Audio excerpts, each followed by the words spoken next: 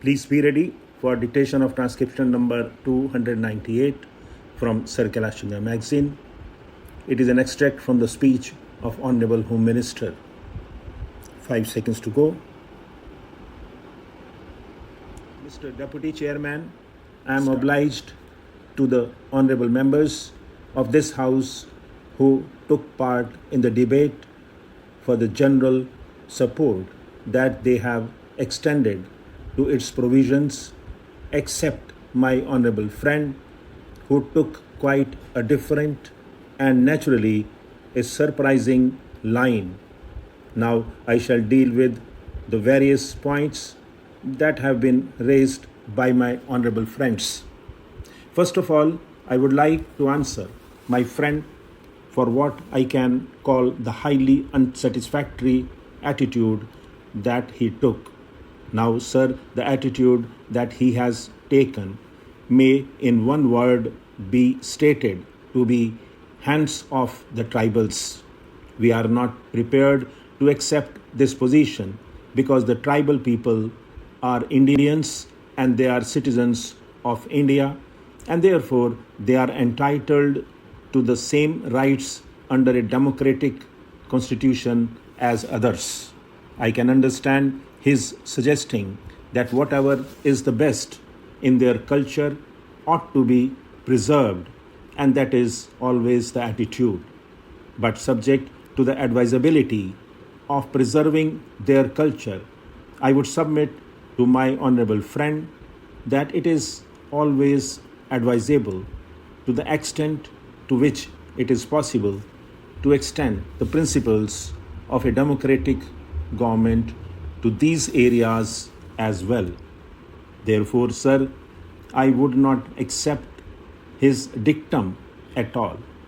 What is done in their interest by way of a progressive set-up of democratic institutions is unwarrantedly dubbed by him as interference. That is not interference at all. Therefore, I would not accept his contention that we are introducing certain measures which constitute any interference at all. I would point out something to him as also to the other honorable members who suggested that we might go the other way and we should go to the fullest extent so far as this democratic experiment is concerned. Then, sir, Mr. Sapru also made some observations. I always value his observations because they always show a great and earnest study. But sometimes, sir, there are certain elements that he brings in which make it difficult to follow him completely, because to a certain extent they are either academic or they are impracticable. Subject to this, I always value his points and his observations because they arise out of a vast study of the problems with which that particular question is concerned. Now, sir, I might point out that sometimes it is difficult for those people who are long isolated. On account of this isolation, as I stated in my opening remarks, they are a people who have to be gradually told what is in their interest. They are more susceptible to a feeling of suspicion and misgiving than the other sections.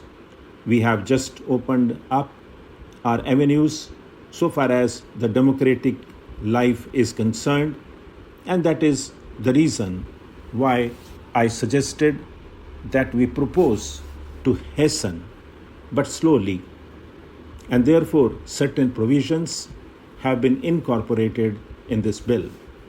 Well, sir, in the light of the peculiar conditions that obtain there, we have to be a bit careful.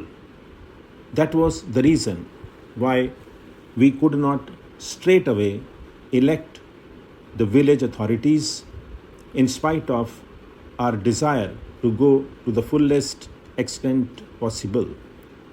Therefore, sir, I would submit to the honorable members of this House that this is an experiment which we hope will be fully successful, and in the course of the next few years we might come before this House for introducing further amendments on the lines that the honorable members have pointed out.